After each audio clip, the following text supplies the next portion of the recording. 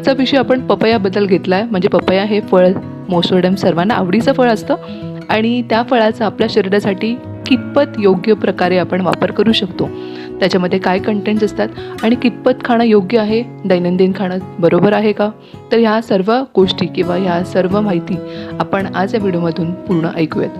तर चला व्हिडिओला सुरुवात करूया. तर पपयाला most of the time scientific नाव हे करिका पपया.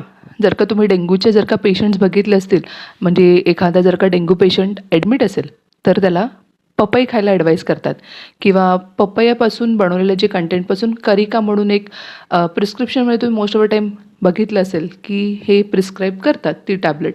तर त्यामुळे काय होतं की तुमच्या प्लेटलेट काउंट या बूस्ट ऑन होतात. ठीक आहे. तर हा एक स्वीट टेस्ट करणारा सॉफ्ट टेक्स्चरचा असा एक फळ आहे. तर ह्याच्या सीड्सही असतात, त्या खाण्यायोग्य असतात पण त्या फळापेक्षाही जास्त बिटर लागतात.